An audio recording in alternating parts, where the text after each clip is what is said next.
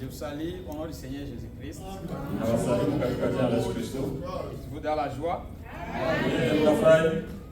Êtes-vous dans la joie?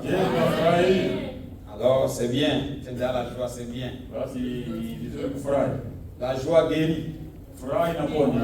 Ah, si tu es dans la joie apporte la guérison.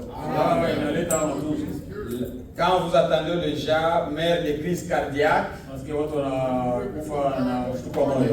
c'est à cause des soucis.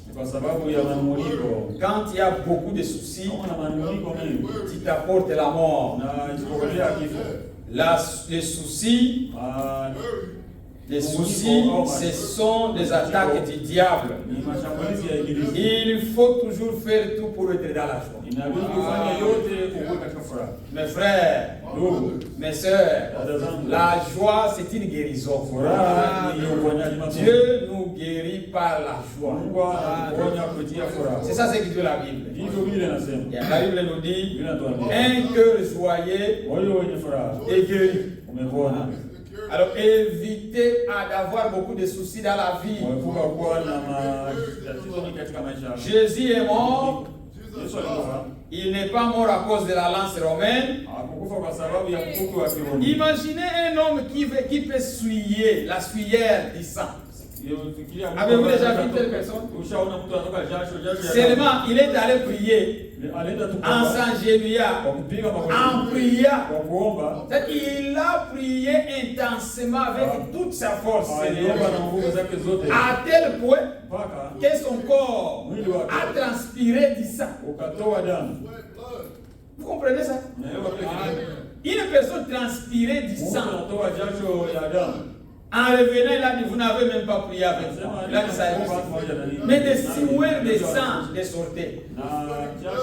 Cela montre que Jésus en mourra.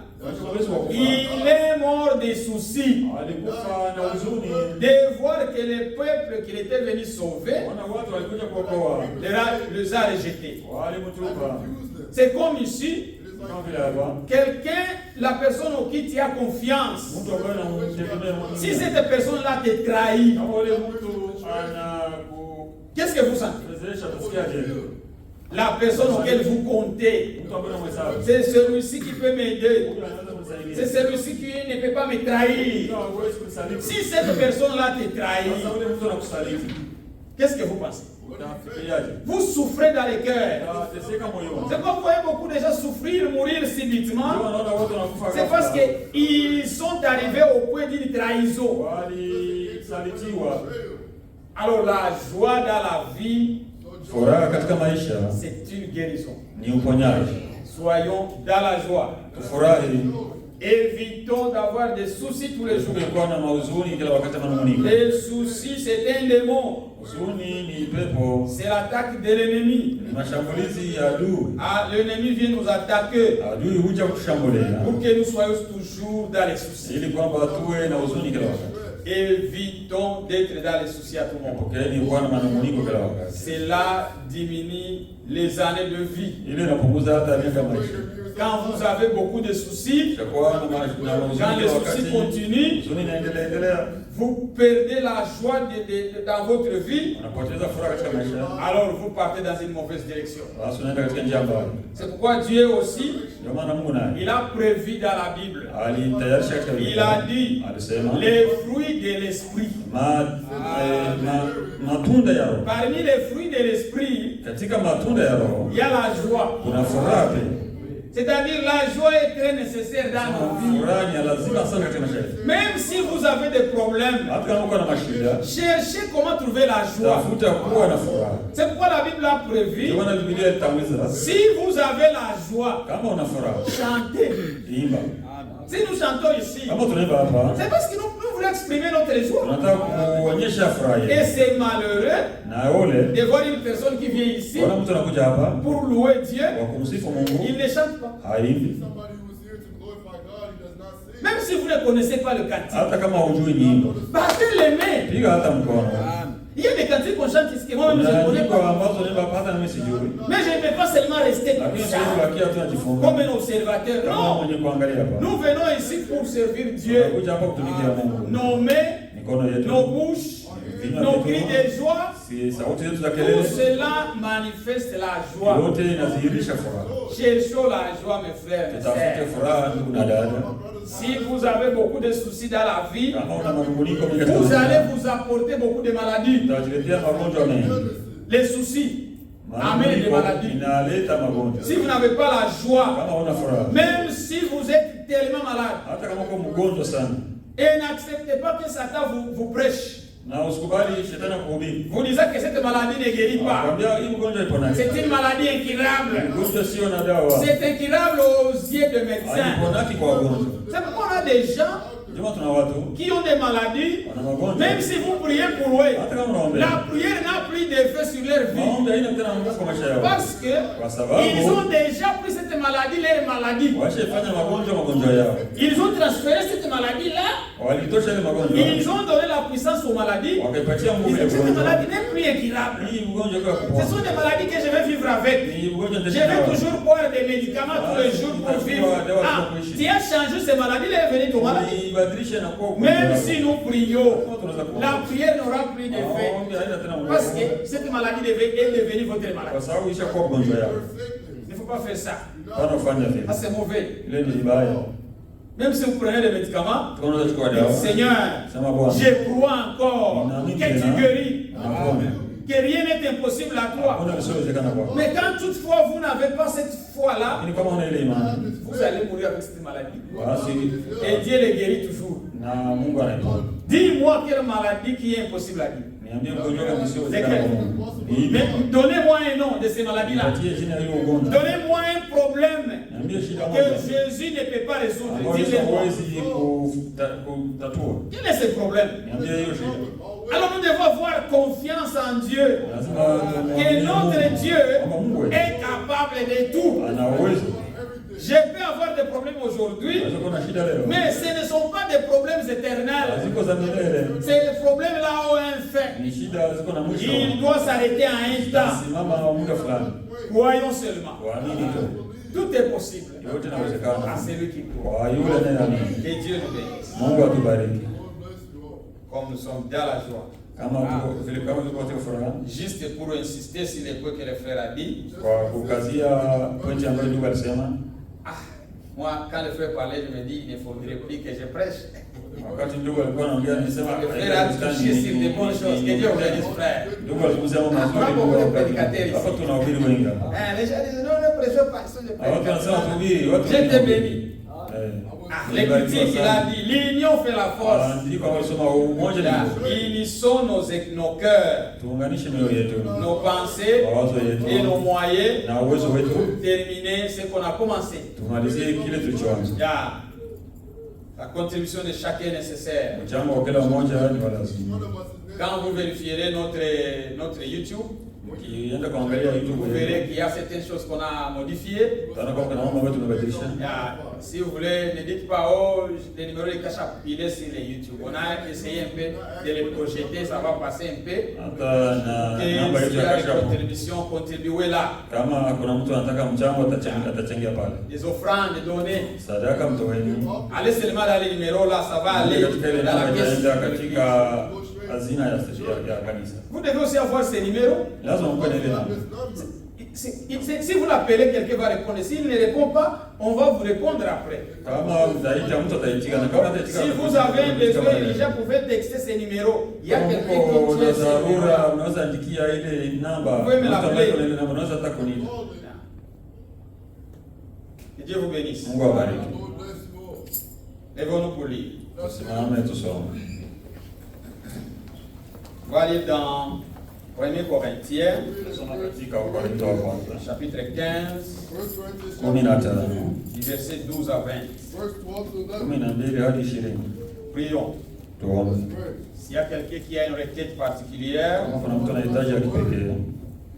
il peut lever la main. Merci Seigneur Jésus-Christ pour ce sacrifice que tu as fait juste pour nous sauver. Merci Père. Nous sommes devant ta face avec des fardons. Nous avons des fardeaux de cœur.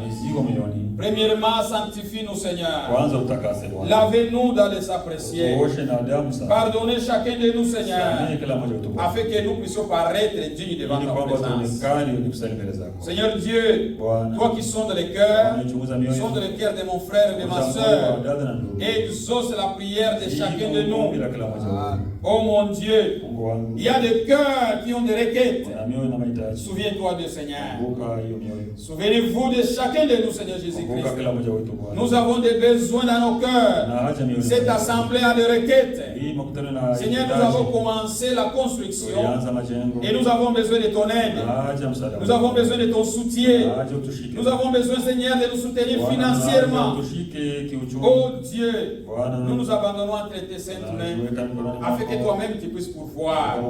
Souviens-toi de mon frère Sébastien. Tu le connais, Seigneur Jésus-Christ. Prends soin de lui. Tu connais les désirs de son cœur. Tu es Dieu qui agit. Agis, Seigneur. Souviens-toi, Seigneur, de mon frère aimé. Souviens-toi aussi, Seigneur, de ma soeur famille et de tout le monde ici. Souviens-toi de Seigneur. Ils ont des requêtes dans leur cœur. Mon frère Guillet, il est ici présent. Il a besoin de toi, Seigneur. Dieu, je ne pourrais pas énumérer tout le monde. Seigneur, Dieu Tout-Puissant, exauce la prière de ma soeur, la prière de mon frère, avec un sortant ici, Seigneur. Nous sortons avec des réponses, des solutions, en revenant la semaine prochaine, que nous ayons une réunion de témoignages. Oh mon Dieu, nous nous approchons de ta parole. Accorde-nous ta parole cet après-midi. Révèle-nous ta parole, Seigneur. Enlève-nous dans l'erreur. Amène-nous dans la vérité. Éclaire-nous davantage. Nous nous abandonnons entre tes sept mains. Au nom de Jésus-Christ. Amen. Amen. 1 Corinthiens chapitre 15. Verset 12 à 20. Frère Inga lisez pour nous en Swahili. Wakorintho wa kwanza 15:12. Basi ikiwa Kristo anahubiriwa ya kwamba amefufuka katika wafu, mbona baadhi yenu husema kwamba hakuna kiyama ya wafu? Lakini kama hakuna kiyama ya wafu, Kristo naye hakufufuka. Tena kama Kristo hakufufuka, basi kuhubiri kwetu ni bure na imani yenu ni bure. Naam, na sisi tumeonekana kuwa mashahidi wa uongo wa Mungu, kwa maana tulimshuhudia Mungu ya kuwa alimfufua Kristo, ambaye hakumfufua ikiwa wafu hawafufuliwi. Maana kama wafu hawafufuliwi, Kristo naye hakufufuka. Na kama Kristo hakufufuka, imani yenu ni bure, mngalimo katika dhambi zenu. Na hapo wao nao waliolala katika Kristo wamepotea. Kama katika maisha haya tu tumemtumaini Kristo, sisi tumaskini kuliko watu wote. Lakini sasa Kristo amefufuka. Amen. Amen. Lakini sasa Kristo amefufuka katika wafu, limbuko lao waliolala. Amen. Amen. Pouvez vous mettre. Naweza uketi. Notre sujet d'aujourd'hui, somo letu leo, on va parler sur les récits. Tutazungumza kuhusu récits, yaani les récits. Tiketi. Swahili kinakuwa receipt. Combien? No, we didn't say resurrection. You need to interpret what we said. We're talking about the receipt. Yeah. Receipt. Tiketi. Quand vous partez au restaurant, ukienda kwenye duka la chakula pour acheter à manger, kwa kununua chakula, à la fin, kwa mwisho ukienda Walmart pour acheter à manger, wakupatia kununua chakula, pour acheter quelque au chose, kununua chochote kile, à la fin, kwa mwisho on te donne un récit. wanakupatia tiketi. Combien ont des récits chez eux? Wangapi wana matiketi nyumbani kwao? Vous avez des récits des choses que vous avez achetées. Una matiketi ya vitu ambavyo vimenunua. Il est bon d'avoir un récit. Ni vizuri kuwa na tiketi. Le récit Tiketi est rassure. inakuhakikishia Et la chose que tu as achetée, kwamba kitu ulichonunua tu as payé. ulilipa. Est-ce que vous comprenez? Je, mnaelewa? Nous voulons que chacun puisse garder son récit. Tunataka kila mtu aweke tiketi yake. Il faut garder vos récits. Mweke tiketi Parce que zenu. quand vous partez à Sams, Mkienda Sams, Vous avez acheté quelque chose à Sam's. Nunua kitu Sam's. Tu ne sortiras pas si tu n'as pas montré les récits. Kama ukuonyesha ile tiketi. Combien qui partent à Sam's? Je crois que presque. Tu peux sortir sans montrer les récits. Unaweza toka bila kuonyesha tiketi. Il est impossible. Haiwezekani. Pourquoi ils vérifient les récits? Wanachunguza récits. Ils veulent toujours se rassurer que les produits, les articles achetés, on les a payés. Tu n'as pas volé. On m'avait arrêté un jour. Parce que là c'est self-scanning. Je fais les scans, je scanne. Alors j'ai oublié qu'il y a un article qui était là-dedans et je n'ai pas payé. En passant comme ça, receipt. Ils ont scanné. J'ai oublié, ils ont aussi des machines, des caméras dans votre boîte là qui contrôlent. Ils ont dit non, il y a quelque chose ici qui n'est. Ils ont scanné. C'était les watermelon. Ils m'ont dit, tu dois rentrer. Même si j'avais les tickets, les récits là, ils doivent vérifier que toutes choses qui sont sur les tickets, on a essayé de payer. C'est pourquoi nous aussi, nous avons besoin des récits. Il faut avoir les récits. Si vous voulez acheter quelque chose, vous voulez payer quelque chose, il faut vous rassurer qu'on vous a donné les récits. C'est une preuve que ce que tu as acheté est payé. Que Dieu nous bénisse. Il faut avoir le récit. Et le reçu, c'est la résurrection. Notre salut sans résurrection est vain. C'est moi aussi lire en français. Verset 12.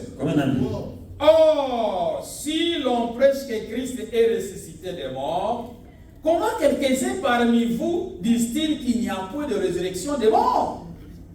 Y en a-t-il ici qui ont cette question? Que Jésus n'est pas ressuscité.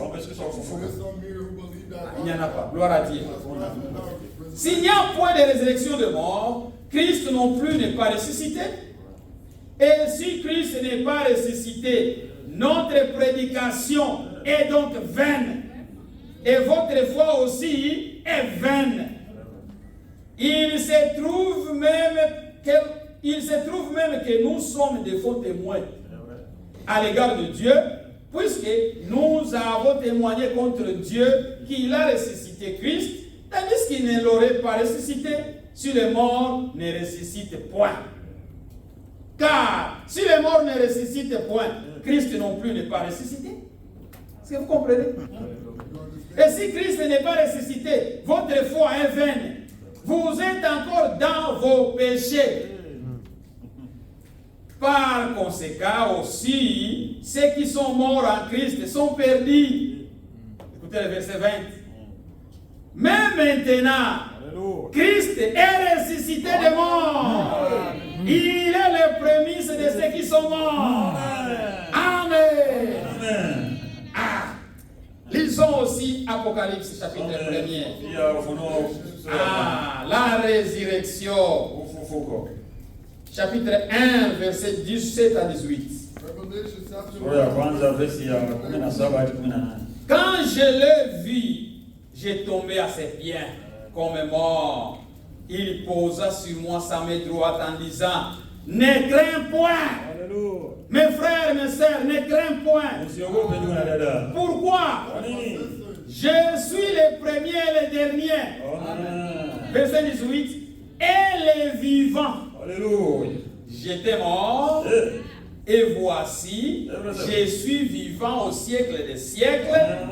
Je tiens les clés de la mort et du séjour des morts. Amen. Soma ndugu. Ufunuo Yohana 1:17. Mtu aliyekufa ndio akaweka mkono wake wa kuume juu yangu, akisema, usiogope, mimi ni wa kwanza na wa mwisho na aliye hai, nalikuwa nimekufa, na tazama ni hai hata milele na milele, nami ninazo funguo za mauti na kuzimu. Amen. Amen. Frère, notre Jésus Yesu wetu est vivant. yuko hai. Notre Jésus Yesu wetu est vivant. yuko hai. Et nous devons avoir le récit Na lazima tuwe na risiti de montrer qu'il est kisha vivant. kwamba yuko hai. Le récit Risiti de montrer que Jésus-Christ est vivant, kuonyesha kwamba Yesu Kristo yuko c'est la hai. résurrection. Ni ufufuko. Il nous dit ici, s'il n'y a pas la résurrection Kama hakuna ufufuko des morts, ya wafu, moi qui vous prêche, ninapenda nahubiri, je prêche en vain. nahubiri bure. Vous qui croyez, Na nyinyi vous mnaamini, croyez en vain. mnaamini kwa bure. Et nous, tous ceux qui sont morts Na en wote Christ, waliofuata Kristo sont perdus. sema wamepotea. Pour dire que la résurrection, c'est Sema très kwamba important. ufufuko ni kitu cha muhimu. La résurrection, Ufufuko c'est ça le base. hiyo ndio msingi, La base de la foi chrétienne. msingi wa imani ya Kikristo. Quiconque ne croit pas à la Yote résurrection ambaye haamini ufufuko est perdu. amepotea. Et c'est aussi honteux, Na ni haya sana voire même dans ce précieux kuona message, kwa il y a ujumbe des faux frères kuna wandugu qui waongo ne croient plus qu'il y aura la résurrection. ambao hawaamini tena kwamba utakuwa na ufufuko. Ils ne croient plus. Hawaamini tena hivi. Ils ne croient plus qu'il y aura la résurrection des morts. Hawaamini tena kwamba wafu Nous watafufuka. ici, Sisi nous hapa croyons tunaamini que les morts kwamba ressusciteront. wafu watafufuka. Notre foi Imani yetu est basée sur 5 piliers. inajengwa kwenye nguzo tano. 5 piliers. Kifupi ya Et imani yetu résumé dans 5 piliers. imefungwa kwenye nguzo On tano. peut le dire en 5 mots. Ni kusema kwa maneno matano. Si vous croyez les 5 mots Kama là, unaamini maneno matano, vous êtes sauvés. umeokolewa. Et vous êtes sur la bonne Na voie. uko kwenye imani njema. On a une image. You can send us all God to see about it. Unaweza kusukumia ile picha. Les 5 piliers, Hizi nguzo tano, frères, quand nous disons que nous sommes bénis dans cet âge, kama tunasema kwamba tumekuwa katika kizazi, Dieu nous a envoyé un précieux frère, Mungu atutumia ndugu mzuri. un bon frère, Ndugu mzuri. qui a dit un jour, Ambaye alisema siku moja, les gens de la dénomination, watu wa madhehebu, un monsieur lui a posé la question, mtu alimuuliza swali. comment tu veux que je t'appelle? Unataka nikuite nani? Ah, vous ici, Nini hapa? frère Branham a répondu, Ndugu wangu alijibu. si tu m'aimes, Kama unanipenda, appelez-moi frère. uniite ndugu. Si vous aimez votre soeur, Kama unapenda ndugu, appelez-la frère. muite ndugu. Évitons de dire papa aux hommes de Dieu par respect. Non, non, non, non. Baba kwa heshima pana. Les bons mots, les bons termes à utiliser pour aimer quelqu'un, appelez-le frère Muite ndugu ou au sœur. dada. C'est pourquoi nous sommes des frères et des sœurs de père et de mère. Ndio maana tuko ndugu wa baba na mama. Notre foi Imani yetu est basée sur 5 mots. inajengwa kwenye maneno matano: Vivant, kuishi, mourant, kwa kufa, enseveli, na kuzikwa, ressuscitant, kufufuka revenant. na kuja. C'est ça notre foi. Ndiyo imani yetu. Vivant. Kuishi Ah, on a fait, bon, c'est un peu bleu. ya Vivant, kwa kuishi, il m'a aimé. alinipenda. Jésus, Yesu en kwa vivant, kuishi kwake il m'a aimé. alinipenda. Si vous ne croyez pas à la vie de Jésus-Christ, Kama waamini maisha ya Yesu Kristo, qu'il est né, kwamba il est mort, il est vivant sur la terre. aliishi kudunia. Nous croyons en Jésus qui est né, Tunaamini Yesu Kristo aliyezaliwa. né à Bethléem, Aliyezaliwa Bethlehem. Bethléem de Judée, Bethlehem ya Yuda. dans la ville de David, Katika mji wa Daudi. dans une place où mangeaient les animaux. Katika hori la ng'ombe. Il est né un homme. Alizaliwa mtu. Ce jour de sa naissance, Ile siku ya kuzaliwa il nous kwake, est dit, l'ange du Seigneur était descendu. malaika wa Bwana Et il a alishuka, dit aux ânes, et il a parlé aux bergers. alizungumza na wachungaji. C'est mercredi, ils sont partis avec frère Charles visiter une église. Siku ya tatu tulienda na ndugu Charles kutembelea kanisa. Bon, une chose pas seulement surpris, mais c'est une église de messages.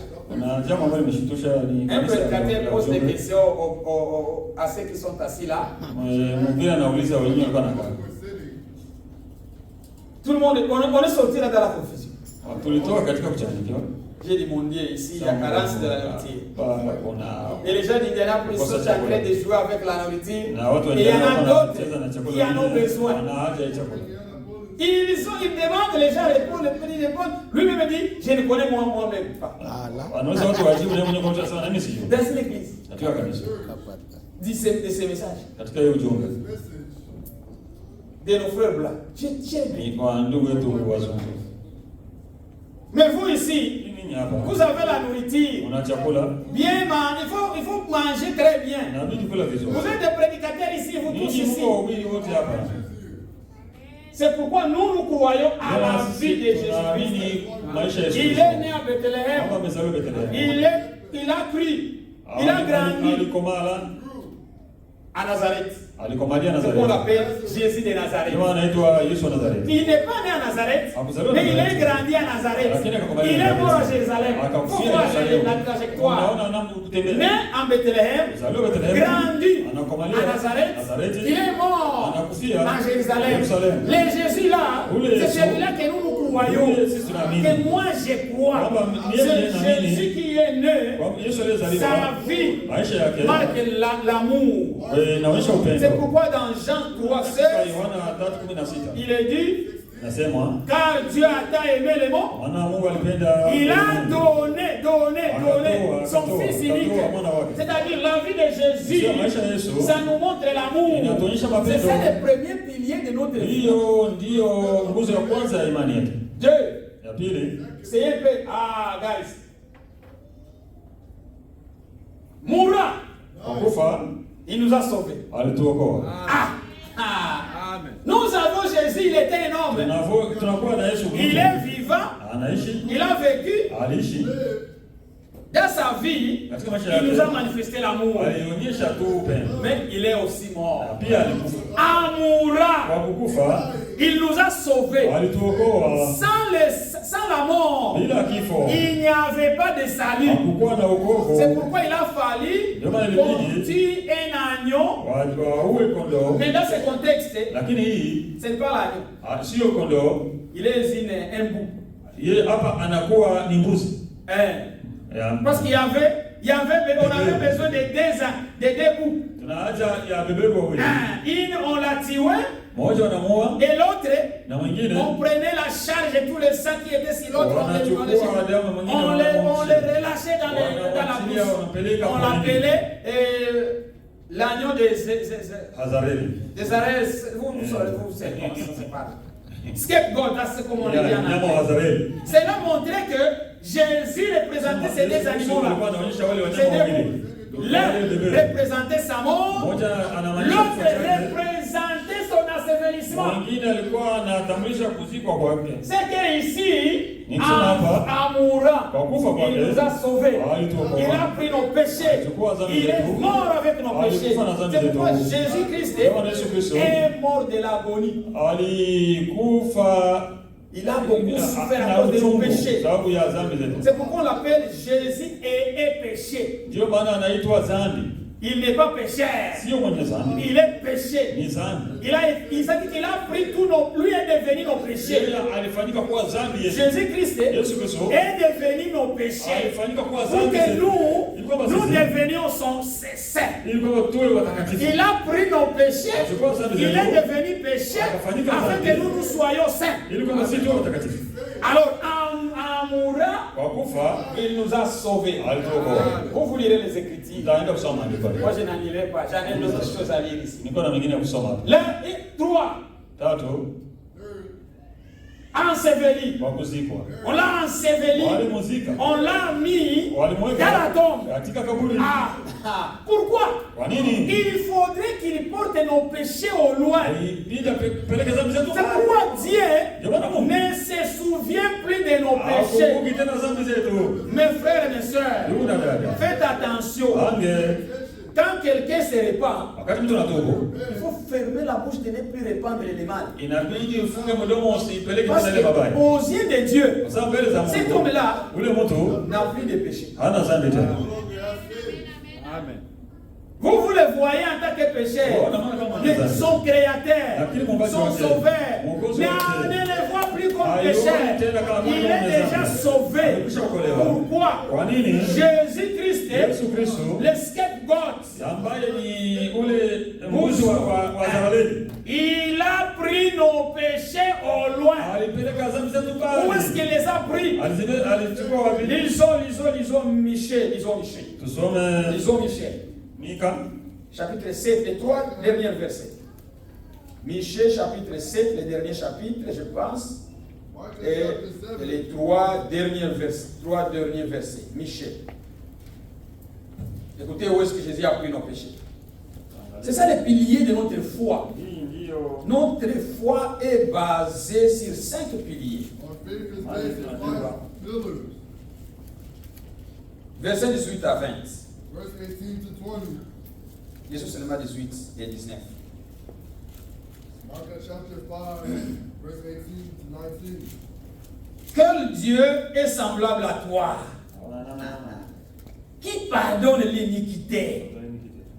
Quel Dieu qui pardonne l'iniquité, qui oublie les péchés? Les dieux oublient. Il y a une seule chose qui est en Dieu, qui nous différencie nous et Dieu. Nous n'avons pas la capacité d'oublier.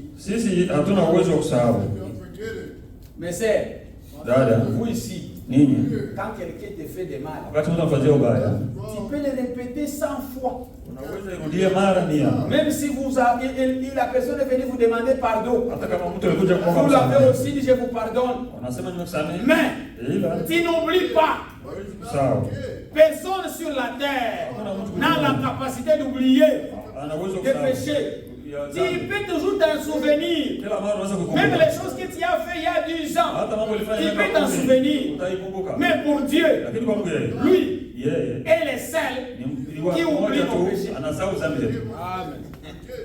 C'est pourquoi il est bon. S'il n'oubliait pas, personne ne serait sauvé. Si Dieu n'oubliait pas, personne ne serait sauvé. C'est pourquoi, frère, il ne faut pas toujours, même si vous avez des problèmes, il ne faut pas toujours répéter les choses qu'il y a 10 ans. Mais non, on a déjà réparé ça. Mais pourquoi encore creuser? L'année passée, là, tu m'as aussi fait ça. L'année passée, on a réglé ça. On a réglé ça. Et c'est ça ce qui divise les gens. Parce que les gens veulent toujours amener des choses passées. Il ne faut pas faire ça. Nous avons la capacité de pardonner. Mais l'oublier, c'est autre chose. Et alors, parce que nous ne pouvons pas oublier, mais la chose à faire, fermer la bouche, de ne plus en parler. De ne plus parler, ça. Laissez ça de côté. Même si vous pouvez, les frères encore. Que cela reste dans ton cœur. Ne le lui répétez plus. Mais vous répétez à tout moment. Et voilà, tu as fait ceci l'année passée. Même si c'est la même chose, ne répétez plus l'année passée. Si vous avez réglé ça. Ça se comprend? Alors, en mourant, en étant enseveli, on n'a pas quelque chose. Il est bon de lire ça. Oubliez les péchés, verset 18. Du reste de ton héritage, il ne garde pas sa colère à toujours, car il prend plaisir à la miséricorde. Verset 19. Il aura encore compassion de nous. Il mettra sous ses pieds nos iniquités. Tu les jetteras où? Au fond de la mer. Tous leurs péchés. Dans la mer d'oubli là. Disait ça en soi, c'est bien. Mwenye kusamehe uovu na kuliachilia kosa la watu wa urithi wake waliosalia, hashiki hasira yake milele, kwa maana yeye hufurahia rehema. Atarejea na kuhudumia, atayakanyaga maovu yetu, nawe utazitupa dhambi zao zote katika vilindi vya bahari. Amen. Amen. Frère, Dieu ne garde pas sa colère à toujours. Mungu haweki hasira yake kwa milele. Mais il y a des personnes ici Lakini kuna watu hapa qui gardent la colère. wanachunga hasira. Ils sont colériques. Watu wa kasirani. Une petite chose. Énervé. Wanakasirika. Très colérique. Kasirani kwa. Quand vous avez encore cette attitude Kama una ile tabia. d'être colérique, Huwa na kasirani. il y a un démon. Una pepo. C'est un démon. Ni pepo. Il faut prier à Dieu, Seigneur. Enlève cette attitude à moi. Un chrétien, ce n'est pas quelqu'un qui garde la colère. Colérique à tout instant. Mais non, ça c'est pas bon. Vous risquez de faire beaucoup de mal dans la colère. Nous exhortons même aux parents. Quand vous êtes sous la colère, ne corrigez pas l'enfant. Évitez de faire quelque chose sous la colère. Vous les parents, mes frères et mes sœurs, peu importe la faute que l'enfant a fait, ne corrigez pas l'enfant sous la colère. La colère de Dieu, de l'homme, ne fait pas la volonté de Dieu. Tu vas agir mal. Tu vas prononcer même des mauvais mots. Et ces mots-là risquent de suivre l'enfant. Il faut vous les marier. Évitez quand tu es sous la colère de parler à ta femme ou à ton mari. Tu vas mal parler. Il faut toujours se contenir. Sortez. Fais d'autres choses un peu. Jusqu'à ce que ta colère s'adouce, ça baisse. Alors tu viens, tu parles. Moi je n'ai jamais toujours. Quand je me sens très colérique, je parle. Parce que si je parle, je vais beaucoup parler et je vais même parler des choses que je vais regretter après. Gardons toujours le temps de ne pas être sous la colère en parlant. Il faut c'est pourquoi nos péchés, quand il était enseveli, il a pris nos péchés. Quand il est mort pour nous sauver, il a pris nos péchés sur lui. Il est allé les jeter dans la mer d'oubli. Là où il ne se souvient plus. Ici, les gens sont faits. Ils sont sans péché. Ils sont justifiés. C'est une nouvelle personne. Vous pouvez le voir comme il est péché. Mais devant son Père, son Créateur, il est saint, sans faute. Il n'a jamais fauté. Pourquoi? Parce que Jésus, il a été enseveli. Il a pris nos péchés dans la mer d'oubli. Cette mer-là, c'est dans son sang. Dans son sang, il est allé à sa résurrection. Il a dit à Marie, ne me touche pas. Ne me touche pas. Je ne suis pas encore parti à mon Père et à votre Père, à mon Seigneur et votre Seigneur. Parce que pourquoi? Il avait encore son sang entre ses mains. C'est pourquoi le sang de Jésus-Christ est encore fraîche aujourd'hui. Nous ne sommes pas parmi ceux qui disent que le sang a séché. Si vous croyez à ça, c'est-à-dire les gens ne sont pas sauvés. Parce que nous sommes sauvés par le sang. C'est au moyen du sang que nous sommes sauvés. C'est pourquoi il a été enseveli. Il a pris tous nos péchés au loin. Il les a jetés dans la mer d'oubli. Il ne se souvient plus de nos péchés. Frère, même s'il est vivant, nous aussi sommes vivants. Cela ne peut pas le différencier de nous. Même s'il est mort. Moïse et Élie aussi. Non. Élie ne sont pas morts. Adam est mort. Abraham mort. Isaïe. Jérémie. Tous les prophètes. Tous les apôtres. Mort. Même s'il est vécu, il est mort, il a été enseveli. S'il n'allait pas ressusciter, tout serait zéro. C'est pourquoi le quatrième pilier, le plus important dans notre vie, c'est la résurrection. La résurrection. Ah, il est ressuscité. S'il n'était pas ressuscité, ça n'allait pas nous différencier de Paul, de Jérémie. Parce que tous étaient morts. Pierre aussi est mort. Mais un seul qui est ressuscité de mort, depuis que le monde a existé, on n'a jamais vu une personne qui est mort, lui-même dit, je vais mourir. On a eu un fanatique dans l'église où nous partions. Des prophéties ont eu lieu. Des prophéties qu'il va mourir et le troisième jour il va ressusciter. Frère, chaque enseignement a un esprit. Les gens ont crié à ça. Mais moi j'ai été combattu. Il y a toujours le garde de sémence. Il y a certaines choses que je voyais mais je n'acceptais pas. Comme j'étais aussi dans l'embrièvement déjà, on acceptait que ce monsieur-là va mourir et il va ressusciter. Dans l'église où moi j'ai parté,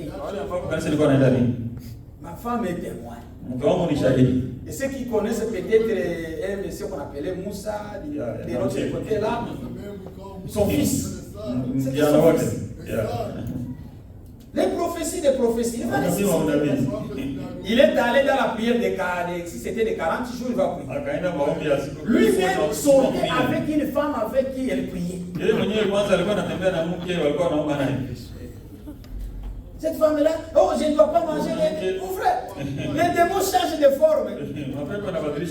Les musulmans disent ouvertement que je ne peux pas manger les poissons de telle catégorie de cochons. Moi, je ne dois pas manger les foufous. Et là, il ne mangeait pas les foufous, les petites choses. Le monsieur là est allé là, il n'est plus resté. Frère, on ne l'a pas enterré. Il était mort. On a cherché des produits. Imaginez la personne, tous les quartiers. L'odeur est sortie. Mais on a toujours refusé de l'enterrer. En disant qu'il a prophétisé qu'il va ressusciter. Mais il est mort. Il est mort. Son corps s'est décomposé, l'odeur est terminée, il est devenu squelette. Écoutez ça. Moi j'ai expérimenté, c'est ça l'église où j'étais. Cette église existe jusqu'à présent. Et les gens ont été emprisonnés. Mais parce que c'est lui qui était le chef, il était aussi le chef dans le gouvernement présent. Non, l'affaire n'est partie nulle part. Frère, on a même caché de nous montrer son corps. Il était squelette, complètement squelette. Et même à la tombe, on a mis le squelette dans la tombe, on l'a gardé 3 jours. Croyez qu'il va rester. Jusqu'à présent, l'église s'est dispersée. 3 jours, c'est 3000 ans. Peut-être que ça doit être 3000 ans, je ne sais pas. C'est qu'il est resté comme ça. Il dit ça qu'il va rester. Ce sont des prophéties. Frère, toutes les prophéties qui ne concordent pas avec la Bible, ce sont des fausses prophéties. Mais nous avons grandi dans ça. Mais gloire à Dieu. Dieu m'a retiré de ces bourbiers-là. Ah! Vous parlez des choses. Nous avons vécu des choses. Un frère aimé aussi peut vous dire avec maman Oulangue. On a vu des choses dans ces moments. Avec des prophéties qui divisent même des familles. Nous nous sommes sortis là. Gloire à Dieu. C'est seulement la grâce de Dieu. On n'a rien fait. C'est pourquoi Jésus-Christ, s'il n'allait pas ressusciter des morts, notre foi serait vaine. La résurrection, c'est ça le récit qui montre que les prix a été payé. La résurrection de Jésus-Christ. C'est ça notre récit. Il faut le brandir. Il y a déjà qui ont brandi ça. Je vais vous lire les noms. Et on avait le récit. J'aime que chacun de vous aujourd'hui sortez ici avec votre récit de la résurrection de Jésus-Christ avec foi. Que moi aussi, si je mourais aujourd'hui, il va me ressusciter. Vous ne perdez rien. Moi aussi, s'il ne vient pas me trouver en vie, je vais dormir en Christ. Quand il revient, il va me ressusciter. Qu'est-ce que la résurrection? La résurrection, c'est de ramener la même chose qui est tombée. J'ai ce cahier ici. Et j'ai ça. J'ai fait tomber les cahiers. Si je veux ressusciter, si je tombe aussi ces livres, si j'amène ces livres ici, je n'ai pas ressuscité les livres, les cahiers ici. Parce que je l'ai remplacé. Mais la résurrection, c'est de ramener la même chose qui est tombée. C'est ramener la même personne là qui est morte. Si vous êtes mort, vous devez revenir la même personne. C'est la même personne. Ne vous demandez pas est-ce qu'il sera ressuscité. Les mêmes Michael que vous voyez, c'est les mêmes Michael qui vont ressusciter. S'il vient aujourd'hui, il me prend. Que ça soit dans l'accident, que ça soit une mort naturelle, frère, les jours de la résurrection des saints, ça sera les mêmes Michael qui ressuscite. Vous me reconnaîtrez. Amen. Je vous reconnaîtrai aussi. Ce n'est pas une autre forme qu'on aura, une autre forme. Non. Ça sera la même personne. La résurrection, c'est de ramener à la vie la même personne là qui est morte. L'évidence, c'était Lazare. Quand on a appelé Lazare, Lazare était sorti. Pour manifester que à la résurrection des morts, les mêmes personnes là vont ressusciter. Ayez ça dans votre vie. Que si il y a des possibilités, soit Jésus me trouve endormi, ou bien il me trouve en vie. C'est ça les deux possibilités. Et dans ces deux possibilités-là, soyons prêts. On a parlé de la préparation. Vous devez vous rassurer que vous êtes de la vérité, mes frères. C'est une assurance personnelle. Chacun doit se rassurer que je suis de la vérité. Alors, tu dois faire les actes de la justification. Tu dois vivre une vie qui montre que tu es sauvé, que tu es prêt. Il y a une question ici qu'on a que les anges ont dit. Lisons ça d'abord.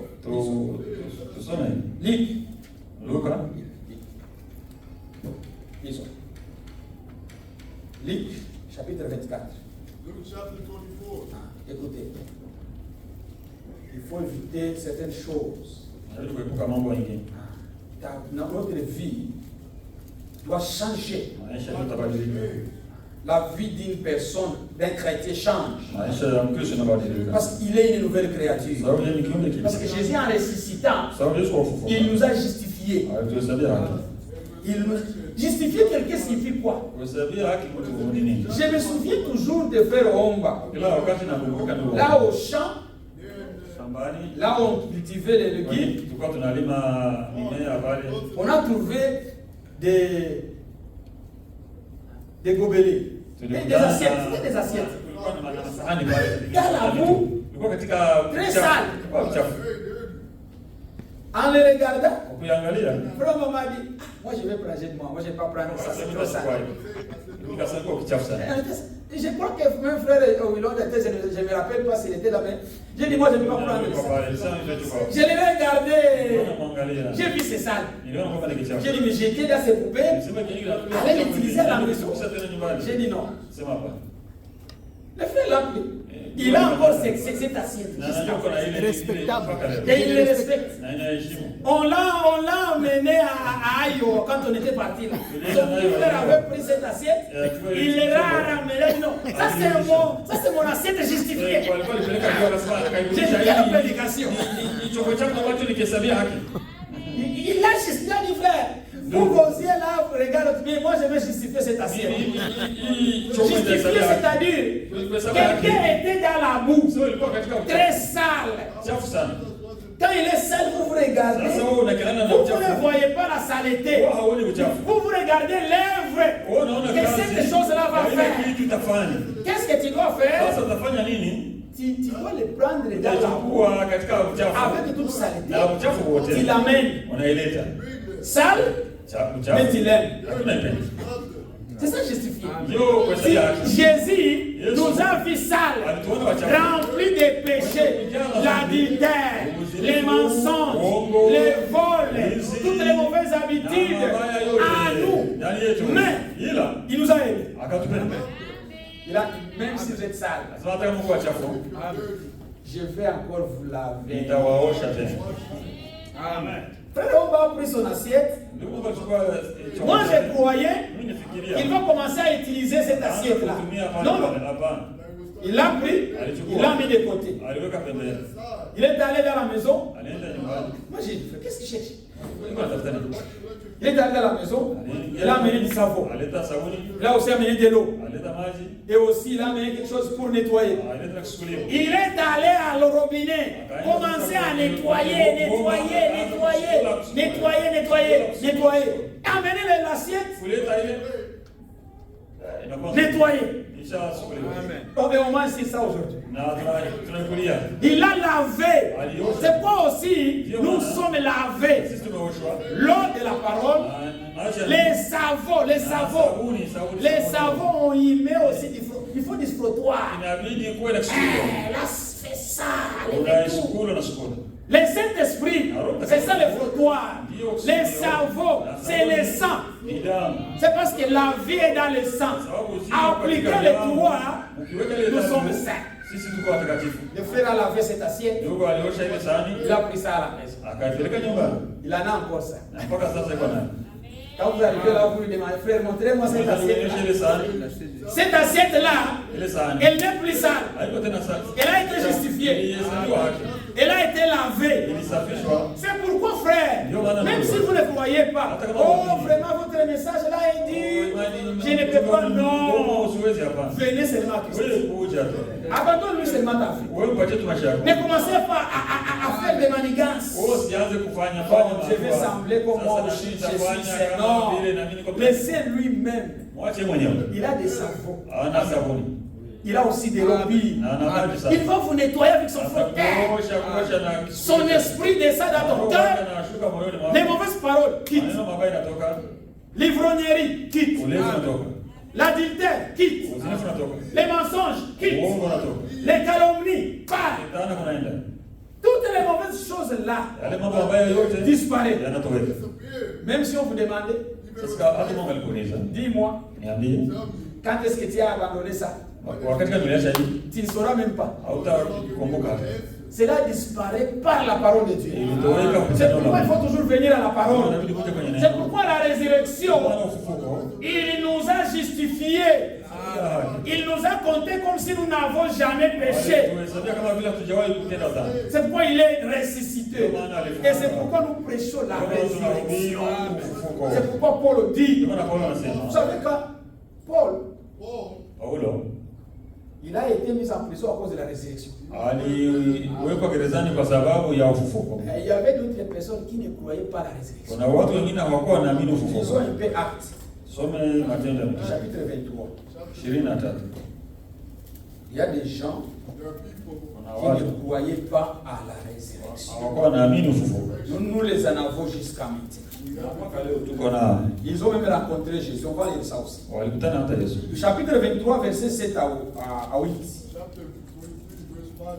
7 to 8. 23, 7 à 8. Il dit ceci. Il s'éleva une discussion entre les pharisiens et les sadducéens. Et l'assemblée se divisa. Car les Sadducéens disent qu'il n'y a point de résurrection et qu'il n'existe ni ange ni esprit. Tandis que les pharisiens affirment les deux choses. Amen. Amen. Je les affirme aussi. Lisez frère. 23 Matendo ya Mitume verse ya 7. Alipokwisha kunena hayo, palikuwa na mashindano baina ya Mafarisayo na Masadukayo. Mkutano ukafarakana. Kwa maana Masadukayo husema ya kwamba hakuna kiyama wala malaika wala roho, bali Mafarisayo ukiri yote. Amen. Les Sadducéens ne croient pas à la résurrection. Wao waamini ufufuo. Il y a même des chants méchants dans ces messages qui nous disent que non, Jésus-Christ, les jours-là qu'Abraham prêchait, il a dit, j'ai vu des frères, c'était ça la résurrection. Tu es fou. Tu es rempli de la folie. Tu as besoin de la délivrance. La résurrection est réelle. La première, on va lire la résurrection. Lisons, écoutez une chose que j'aime. Marc 12, 18. Marc 12, vous lirez jusqu'au verset 27. Chapitre 12 de Marc, verset 18. On va lire en sautant. 12, 18.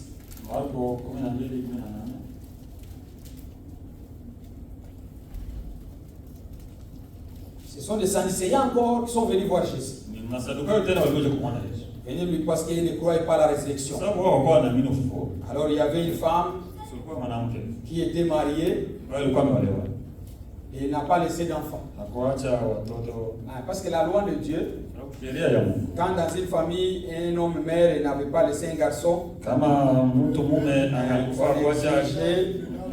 on exigeait que les frères de son mari ou un membre proche de son mari puisse ressusciter la naissance, la semence à ces messieurs-là. Alors les pharisiens, les Sadducéens sont venus avec cette question. Ils ont demandé. Il y a une femme qui a été mariée avec cet mari. Et tous sont morts. Et la femme aussi est morte. Alors la question est belle. Lisons seulement au verset 23. À la résurrection des morts, à la résurrection, duquel d'entre eux serait-elle la femme? Car les 7 l'ont eu pour femme. Voyez la confusion qu'ils avaient. Jésus leur répondit, n'êtes-vous pas dans l'erreur, parce que vous ne comprenez ni les Écritures, ni la puissance de Dieu. Le verset 27 dit, Dieu n'est pas le Dieu des morts, mais des vivants. Vous êtes grandement dans l'erreur. Pour ne pas comprendre les Écritures, c'est ça l'erreur. Lisez frère, le verset 23 et le 24, et sautez au verset 27. Basi katika kiyama atakuwa mke wa yupi katika hao? Maana wote 7 walikuwa naye. Yesu akajibu akamwambia, je, hampotei kwa sababu hii? Kwa kuwa hamyajui maandiko wala uweza wa Mungu? Yeye si Mungu wa wafu, bali wa walio hai, hivyo wapotea sana. Amen. Amen. Frère, les Sadducéens étaient grandement en erreur. Parce qu'ils ne connaissaient pas les Écritures. Il y a aussi des personnes qui sont perdues avec les Écritures. Ils ont la Bible, mais ils sont perdus. Ils ont la Bible, les gens se perdent avec la Bible. Les gens prêchent des choses qui ne sont même pas là. Ils ont la Bible en main, mais ce sont des personnes en erreur. Jésus les a dit, vous êtes grandement en erreur. Parce que vous ne comprenez ni les Écritures, ni la puissance de Dieu. Parce que la puissance de Dieu, il faut bien lire la Bible. La Bible n'a pas dit, il a dit ni. Il n'a pas dit et. Vous êtes en erreur parce que vous ne connaissez pas les Écritures et la puissance de Dieu. On n'a pas dit et. Il faut que la grammaire soit au service de la révélation. Il a dit, vous êtes en erreur parce que vous ne connaissez ni. Pour dire que si tu ne connais pas les Écritures, tu ne sauras pas la puissance de Dieu. Parce que la puissance de Dieu est cachée dans les Écritures. C'est pourquoi on n'a pas utilisé et. Mais on a utilisé i. Pour montrer si tu n'as pas l'un, tu n'as pas l'autre. C'est ça. C'est-à-dire la connaissance de la vérité. C'est pourquoi, pour nous, la résurrection, c'est un enseignement, c'est la doctrine fondamentale. C'est un enseignement de base. C'est quelque chose que nous devons croire à la résurrection. C'est pourquoi nous baptisons les gens. Nous baptisons les gens pour montrer. C'est pourquoi nous sommes contre l'aspersion. Si vous ici, on vous a aspergé. D'ailleurs, asperger, ce n'est pas baptiser. Ce sont des choses différentes. Ils ont une différence très large. Nous baptisons les gens. Ah, frère, nous sommes bénis. La place là qu'on a trouvée, nous avons aussi les baptistères. Une très bonne baptistère. Frère Charles, vous l'avez vu? Frère et Patrick, vous l'avez vu aussi? Très bonne. Au marché d'ici, on ne savait même pas. Il y a des gens qui viennent ici, ne sachant pas qu'ici il y a la vérité. Nous aussi on y marchait. On avait un frère Stéphane m'a demandé où est-ce qu'on va mettre les baptistères. Nous sommes descendus avec lui pour lui montrer. Nous disions, on peut mettre les baptistères. On a déjà les baptistères, mais on ne savait pas que les baptistères est là. Et on y marchait. On marchait au-dessus. Sans toutefois savoir que nous marchons sur les baptistères. Ça m'a inspiré, j'ai dit. Ça m'a rappelé ce que Jacob a dit. Dieu est ici, je ne le savais pas. Et Jacob a été surpris. Quand il a vu les chiens descendre, je suis avec Dieu ici. Et je ne savais pas. Nous avons Dieu ici. Et beaucoup de gens ne reconnaissent pas ça. Ils sont toujours, ils cherchent toujours à. Ils sont ici. Parfois, ils. Si je parte, que je parte. Que je reste. Là aussi. Ça me dit. Ils ont encore ça. Quelqu'un qui connaît qu'il y a la vérité ici, même s'il est malade, vous allez le voir ici.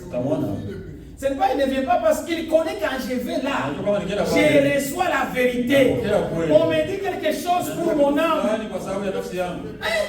On a les baptistères là. Et on ne savait même pas.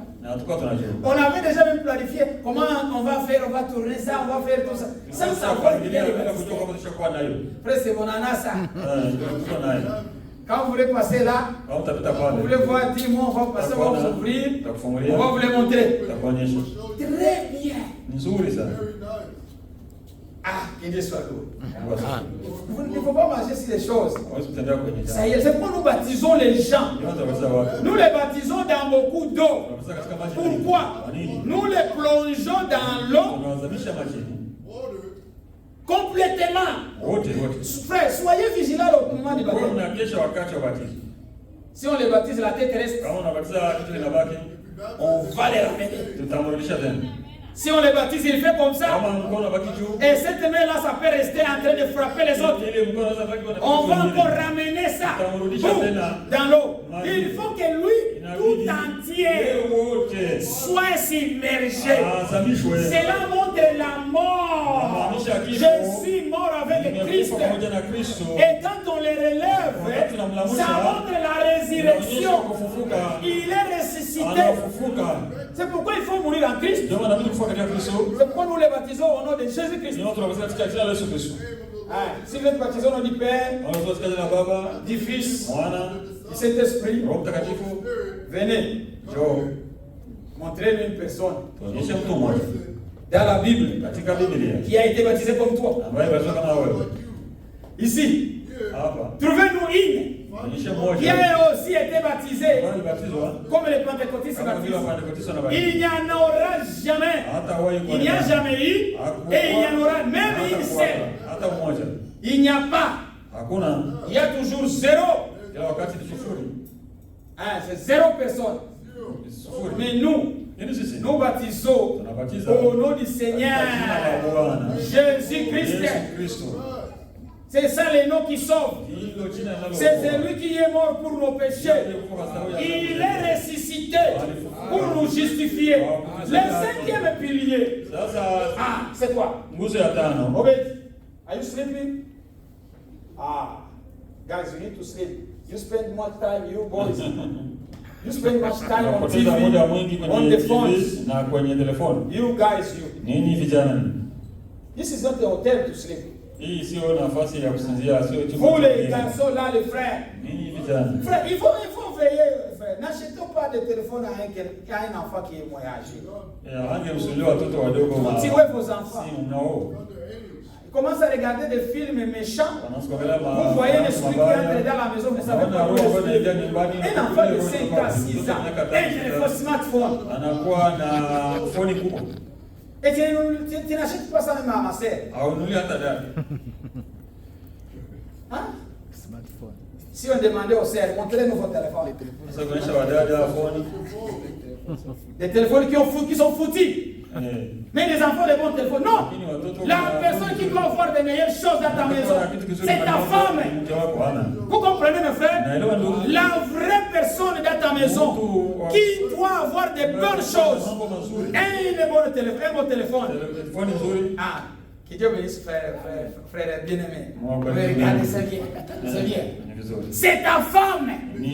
Ta femme doit avoir des meilleures choses, des bons habits. C'est ta femme. Mais vous achetez des bonnes choses à vos enfants. C'est une bonne nourriture. C'est ta femme qui doit bien manger. Pas tes enfants. Ce sont des voyageurs.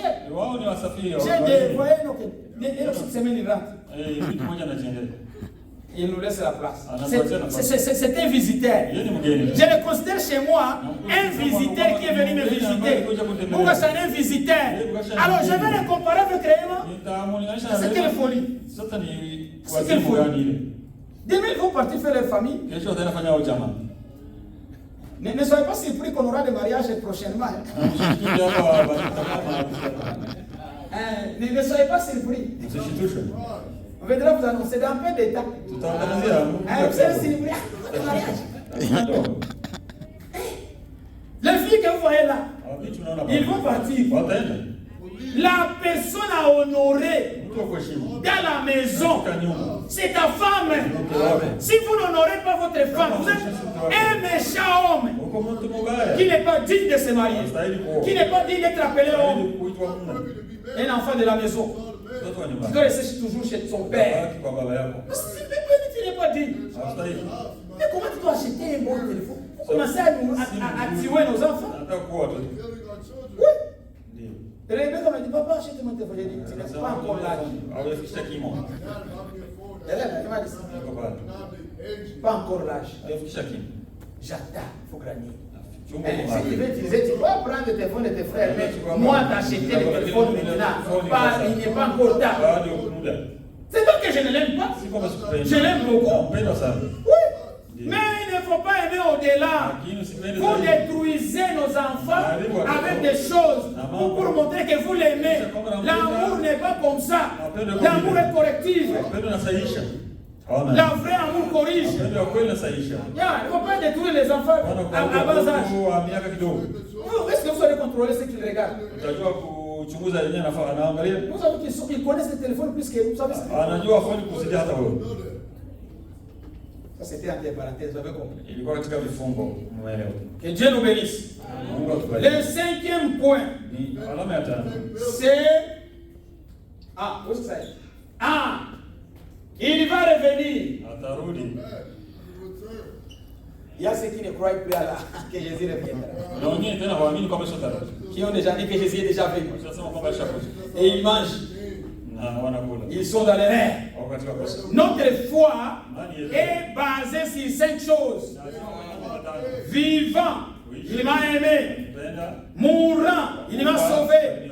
Enseveli, il a apporté mes péchés au loin. Ressuscitant, il m'a justifié. Il revient bientôt pour me prendre afin que je sois avec lui dans la gloire. C'est ça les piliers de notre foi. Les croyez-vous? Ah, château. Quel est cet homme de Jésus? Alléluia. Oh, quel est cet homme de quel est cet homme de Jésus? Alléluia. Oh, quel est cet homme de Jésus? Alléluia. Alléluia. Quel est cet homme de Jésus? Amen. Quel est cet homme de Jésus qui sauve les pécheurs? Les disciples sur les eaux, ce sont eux qui ont dit ça. Quand ils ont vu Jésus, il était endormi. Les vagues ont troublé. Peut-être aussi vous avez beaucoup de vagues dans la vie qui vous troublent. Frère, il faut seulement les réveiller. C'est seulement la seule chose. Frère, prenons l'empêcher, c'est pour réveiller. Il faut réveiller Jésus. Même s'il les secousse. Je vous dis toujours, mes frères et sœurs, même si vous êtes gravement malade, vous allez être pris dans les soins intensifs. Appelez, invoquez premièrement le nom de Jésus. Priez dans ton cœur. Seigneur, tu es le grand médecin. Je souffre maintenant. Même si je pars là, tu es entre les mains des hommes. Ils peuvent me tuer. Vous savez combien de gens qui sont tués maintenant? Récemment, j'ai suivi une nouvelle. Quelqu'un aussi m'a envoyé une autre chose avec pour Covid, mais il y a des choses fortes. Nous les chrétiens, on va commencer à mourir parce qu'on a pris les vaccins. Oubliez de telles vidéos. Il faut oublier de telles choses. Dans notre sang, il y a déjà la protection. J'ai vu, les médecins même. Comment ça, il y a des médicaments qui causent des problèmes. J'ai vu ça, c'est ça. Ils causent des problèmes. Les médicaments qu'ils donnent aux gens pour la diabète. Ça cause des problèmes. J'ai été surpris.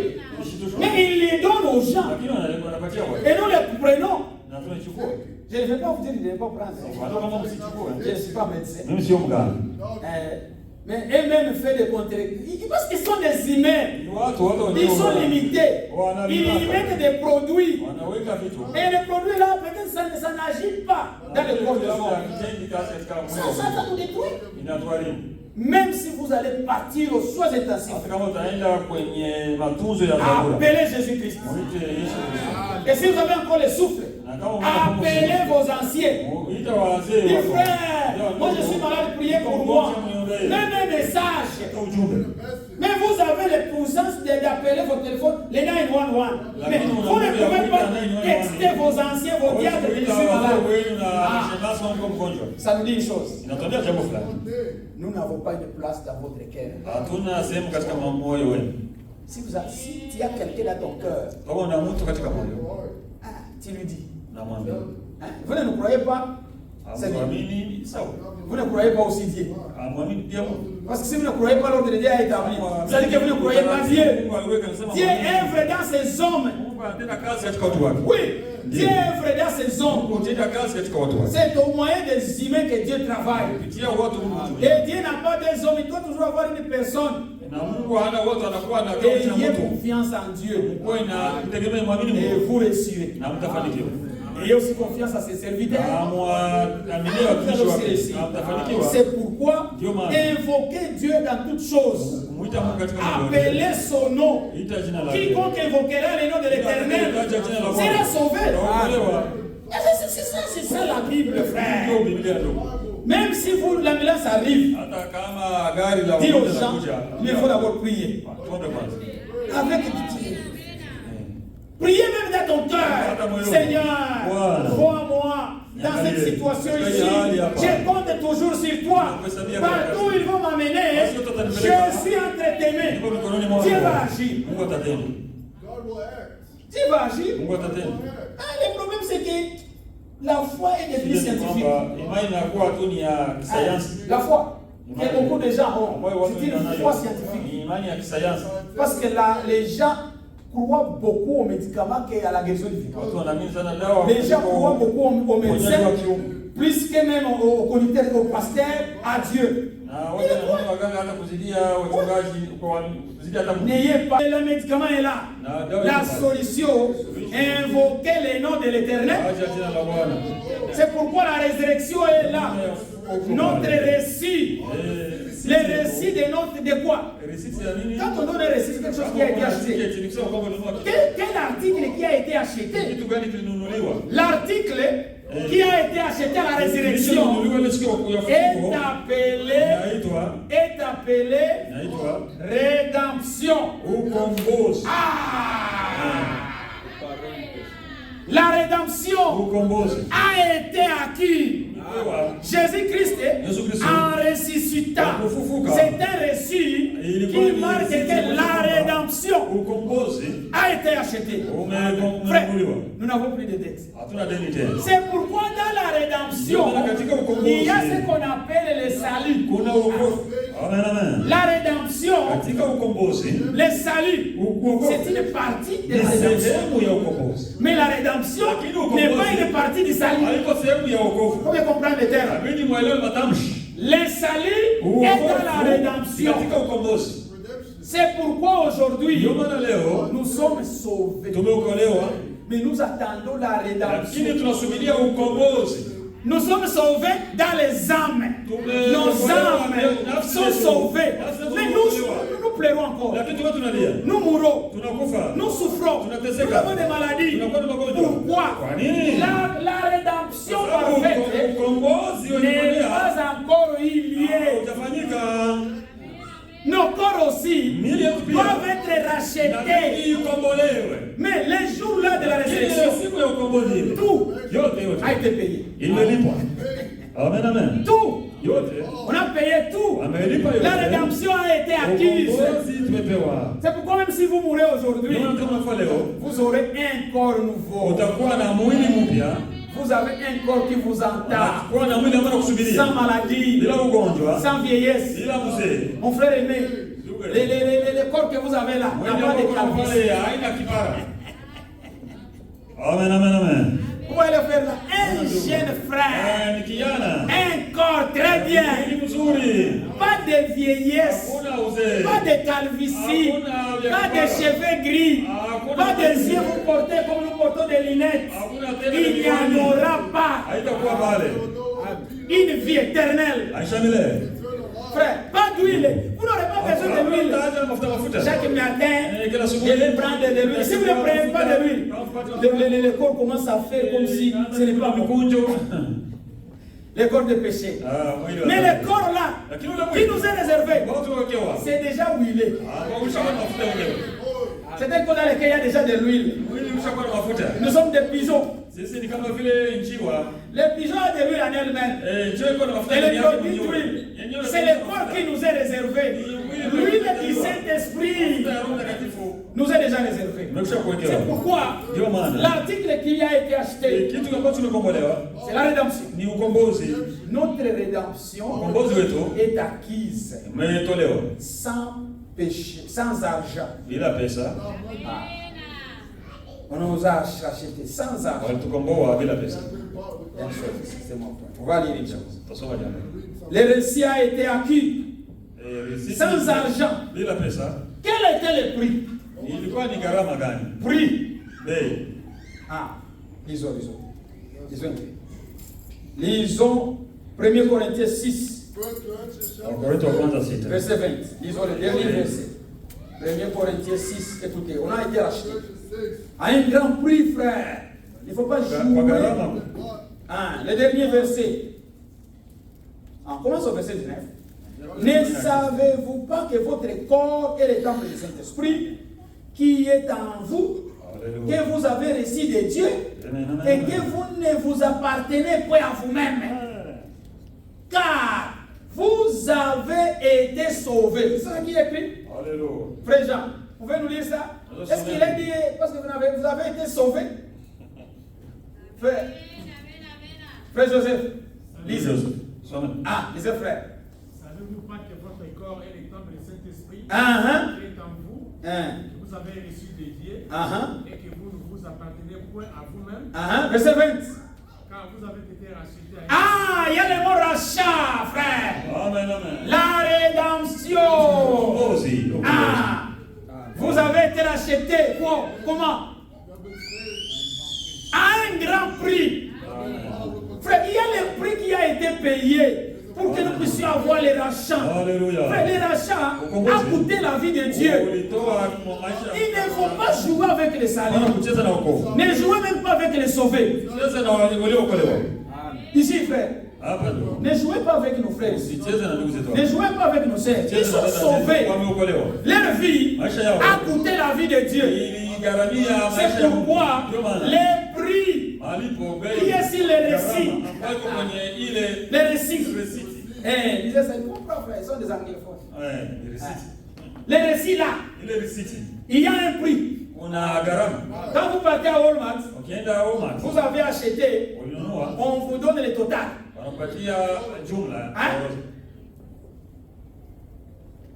Le vol, péché, a été acheté.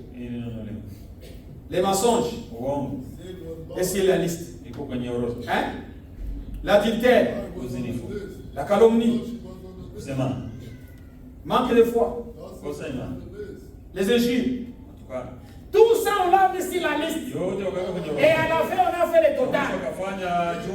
Vous savez le total? Le total, c'est le sang de Jésus-Christ. C'est ça le prix qui était exigé pour vous sauver.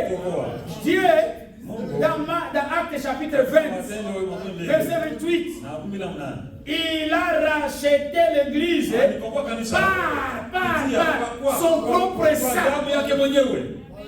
Son propre sang. C'est-à-dire le prix qui était exigé pour sauver l'homme, c'était le sang d'un innocent. Le sang de Jésus-Christ.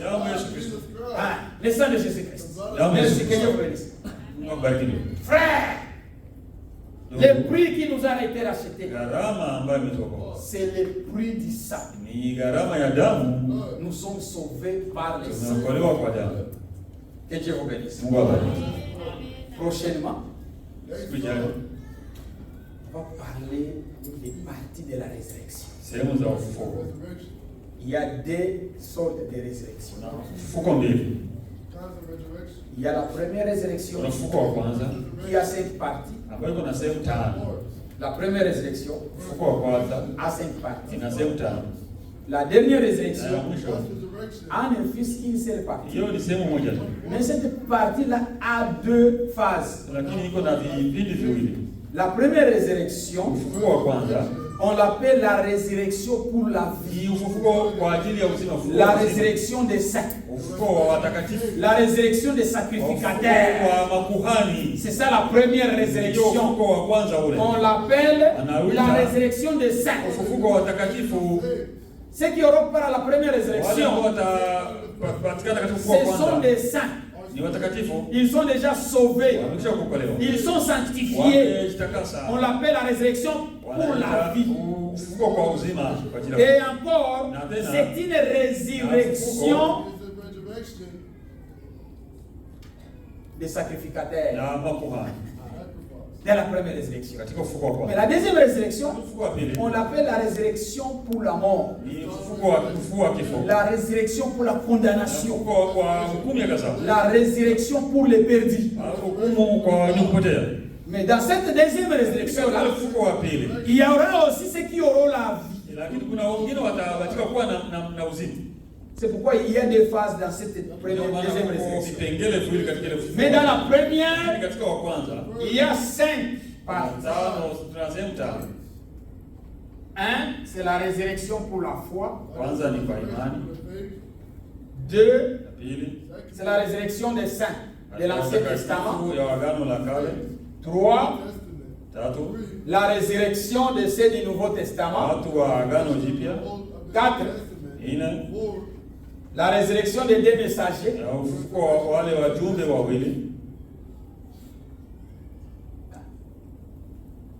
J'ai sauté. On va en parler. On va en parler la prochaine fois, Dieu voulant. Mais aujourd'hui, sortez ici, sachant que nous avons reçu les récits. Et partez avec ça.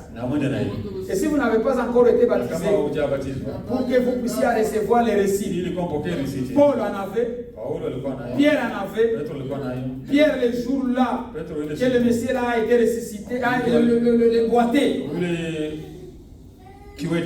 Quand on l'a ressuscité à la porte de la belle, il a dit au sacrificateur, si ces gens sont aujourd'hui vivants, c'est parce que Jésus, l'homme là, est ressuscité.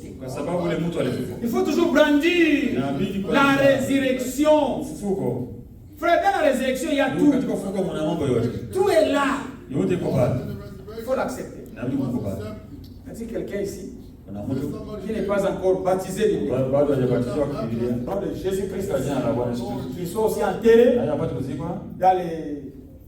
en Jésus-Christ dans beaucoup d'eau et qui ressuscite pour marquer sa justification. Inclinez un peu la tête. S'il y en a quelqu'un, il peut lever la main. On ira les baptiser. Parce que sans les baptêmes, tu n'es pas encore sauvé. Si tu as écouté la vérité et tu n'as pas pris l'engagement de te baptiser bibliquement, tu n'es pas encore sauvé. Parce que ceux qui croiront qui seront sauvés, ceux qui croiront qui seront baptisés seront sauvés.